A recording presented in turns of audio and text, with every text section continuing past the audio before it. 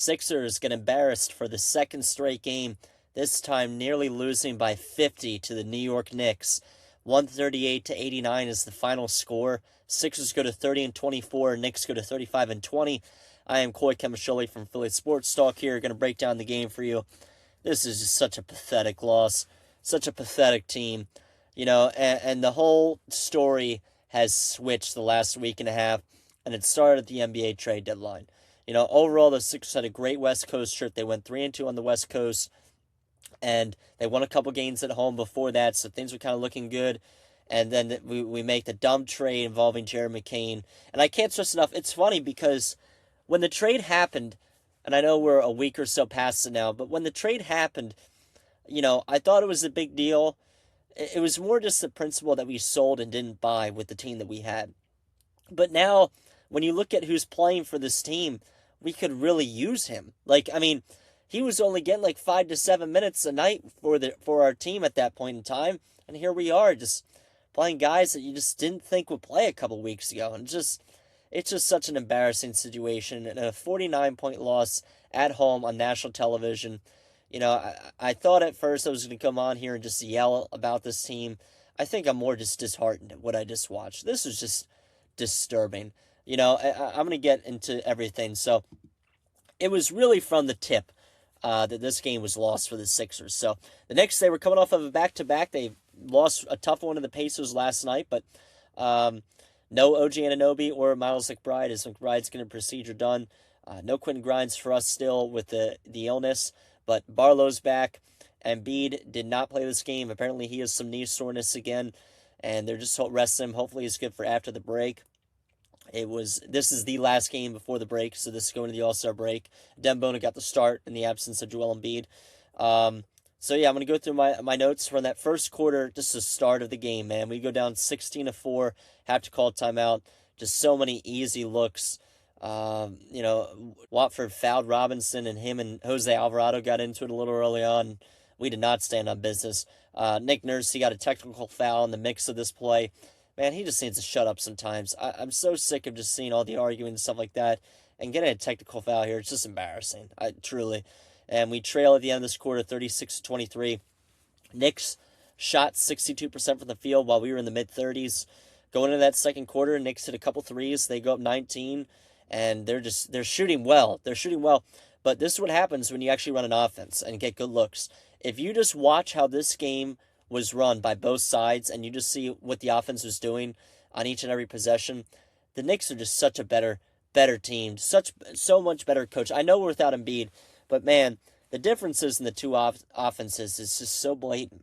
The Sixers, it's really just iso ball and seeing what a player can do to get to the basket, and sometimes it works out in points because it's a talented roster.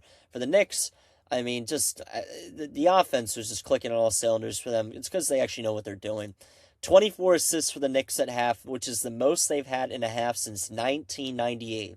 So if you think I was just blowing sunshine up your you-know-what, that stat doesn't lie. 24 assists for the Knicks at half, which is the most they've had since 1998. So if you thought I was lying, that stat is not lying to you. It's just disgraceful. So Our three-point shooting was atrocious in this quarter, and it was the entire game. Andre Drummond could not block out Mitchell Robinson. I keep going to say Wandale Robinson. I'm still in the football mood, but yeah, we trailed 72-42 at the end of this quarter. Largest Knicks lead at halftime since 2021. So just terrible. That third quarter, we were able to cut the deficit down to 24 with 4 minutes left, forced a timeout, and that was really the only good run this team had the entire game. Charles Bassey entered the game for the Sixers. The one good thing that I was kind of pleased that we did was at one point I was thinking, just foul Mitchell Robinson. He's shooting 38% from the free throw line this season. And we finally started to foul him and force him to go to the line. But props to him, he hit one and two the first couple times, and then he knocked two down. So it wasn't working how we thought it would work. And we went into the third quarter, or into the fourth, trailing 104-71. In that fourth quarter, this is just, guys, I am livid at how this fourth quarter went, because I know the game was already over. We were down 33, but we just kept letting Jose Alvarado get steals and hit threes. First of all, call a damn timeout. Second of all, It was possession after possession of Jose Alvarado getting a steal off our inbound pass, hitting a three, and the stadium was so loud for the Knicks with all their fans in there. Guys, just so embarrassing that this team just rolled over and let this happen. This team isn't going anywhere. This team's not, and it's not an over exaggeration to say that. If you just look at how this game went, what the hell are they gonna do, man? They're not going anywhere. No. Especially if they had to play New York round one. I don't give a crap that Joel Embiid was out tonight. You see teams win without their best player from time to time. The Sixers don't. They lose by 50. 50! So I just, guys, I'm so pissed off with this team, with the front office. It starts with the front office because they let this happen. It goes all the way down to Nick Nurse and the players. It's just, this was so embarrassing to see in that fourth quarter when this game was already over and it was just getting worse and worse, and we were just letting them get steals off inbound passes and hit more threes. You think that in garbage time we maybe outscore them a little bit, guys? No. We went into the fourth quarter down 33, and then we proceeded to get outscored in the fourth quarter by 16 points. 16! So great job. Great stuff. Great job, Nick Nurse. Great job on the players, getting sloppy. Yeah, why not? Why not give Jose Alvarado a career night? Why not? Because we don't give a shit. No. What a joke this team has become the last couple of weeks, guys. And listen, again, this is not overreacting. I know they just had a good West Coast trip. I know they won a couple games at home before the West Coast trip. It doesn't matter. This team is not going anywhere. They proved it with this loss to New York. They proved it in the loss to Portland a couple days ago.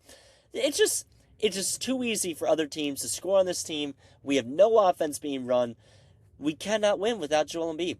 We can't. There's no future with Maxey and Edgecombe. You want to know why, guys? Because Maxey and Edgecombe are playing right now. They're playing right now, and guess what? We're losing by 49 without Embiid. Once Embiid is done, it's over. It's over. This team can't do crap.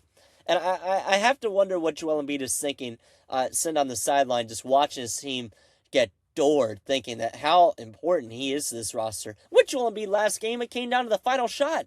Now we lose by 49. So it's just, I can't begin to emphasize how much I can't stand this basketball team right now. Josh Harris, you were the worst. I hate you with every inch of my body. Nick Nurse, I really dislike you. Joel Embiid, I'm sorry. This is just embarrassing. We'll talk about the players a little bit. Jose Alvarado off the bench in 19 minutes had 26 points. He was 8 of 13 from 3. He had 5 steals because we just wanted to stat pad him the entire night. So good job on us for letting him have a career night. Might as well let the New York fans in the crowd chant for him. Just, my God, man, I can't stand that. How do you let that happen? You let fans from one of your biggest rivals come into your arena and just cheer and cheer and cheer and embarrass the crap out of you because you roll over and die. This team is just one of the most embarrassing organizations in sports. I truly. So, 22 points from Mikal Bridges. He shot 9 of 15 for the field. Karl-Anthony Towns had 21 points. He had a great night for him. 12 offensive rebounds for the Knicks, which honestly is not as high for their standards, but 39 defensive rebounds compared to our 26. Knicks shot 53% from the field, 45% from 3. And yes, that's a great night shooting. But guys, it's just open look after open look, and that's what all the assists were pointing to for the New York Knicks. I mean, that's what's going to happen. So, yeah, props to them, but we had 16 assists. They have 41 assists. Truly speaks to what teams are doing on offense. So I want to point that out. As for the Sixers, Tyrese Maxey dropped a meaningless 32 points. He was 9 of 21 for the field, 3 of 8 from 3. There's just not much for him to be able to do in this one. VJ Edgecombe was the second leading scorer of 14 points. He was 6 of 16 from the field, 0 on 5 3-pointers. By the way, guys, we had 18 turnovers in this game. So 18 turnovers. That's always really good. 2 turnovers for Dominic Barlow, 2 turnovers for Dembona, 3 turnovers Kelly Oubre, one each for Tyrese Maxey and VJ Edgecombe, 3 for Trendon Watford, 3 for Marshawn Beauchamp, 1 for Dalen Terry, 2 for Andre Drummond. Just count them all up. Just sickening. 38% from the field in this game for the Sixers, 19% from 3. They shot 6 of 32 from beyond the arc. They knocked down just 6 3-pointers. So it was a rough go all night. It's funny, in this game, we have Charles Bassey getting minutes, Janai Broome getting minutes, Dalen Terry getting minutes, Marjon Beauchamp getting minutes. Really funny how Jared McCain could be really used right now, but no, we're just we are a laughing stock, guys. This is a pure and utter laughing stock. So, that's really all I got note-wise on this game. Just top to bottom, terrible. Terrible. I have no words for it. Embarrassing. I know I say that word so much on this podcast. There's no other way to describe it than it's embarrassing. 49-point loss at home on national television to one of your biggest rivals. There's not much more else to say about it. So, we're going into the All-Star break. We play the Atlanta Hawks on Thursday, February 19th. That is our first game back before we have a little road trip against the Pelicans and the Timberwolves and the Indiana Pacers. So, that's what's coming up for the Sixers. Little standings update going to the break. Sixers still hold the 6th seed. They're 10.5 back in first place in the East. That's not what we're looking at. 1.5 back at Toronto. 3.5 back. Toronto has the 5 seed. 3.5 back at Cleveland, who has the 4 seed. 4.5 back at the Knicks, who had the 3 seed. And 5 games back at the Celtics, who had the 2 seed. So right now, if the season were to end today, we would play the Knicks in round 1. And you can just say your goodbyes. This team wouldn't do shit in round 1 against the Knicks. I know we split the season series, but it's just so obvious that we would lose round 1. That's the one team that I just think this team would just get purely dominated by in the playoffs. And there's probably a couple out there, but that's the one team that I'd say it's going to happen. So we can't play them in the playoffs. We cannot. We're going to have to delay how long or when we play them. We cannot play them round 1. So we have a 1.5 game lead on the Magic, who is the top seed in the play-in. And we are 5.5 games up. Yes, 6.5 games up on the first team out of the playoffs in the Chicago Bulls. So, some news around the NBA. Let's see if there's anything going on. Clippers and Rockets are down to the wire. Doesn't do much for us. Not much going on the East tonight. The Hornets beat the Hawks. They continue to stay pretty hot. Cavaliers blew out the Wizards. That does not help our cause. Bucks took down the Magic. That is a good thing for us. Celtics, they beat the Bulls. And the Raptors lost to the Pistons, but that's about it in the East. And the Heat beat the Pelicans. But so a couple big games there. But guys, it's going to do it. As of now, I have no Sixers podcasts out on the docket for over the break. I got some NBA podcasts coming out though over the break, including my top 10 point guards of the season, shooting guards, small forwards, etc. All the positions so far at this point in the season. Maybe a fun little all-star draft episode. And I also am uploading a trade deadline episode tonight as well. So stay tuned for more NBA content, but in terms of Sixers content, I don't think I'm going to do a halfway mark episode. I think I'm just going to wait till their upcoming game against the Hawks to break out of the All-Star break. So enjoy a week without this putrid Sixers basketball, and hopefully we can bounce back a week from tomorrow.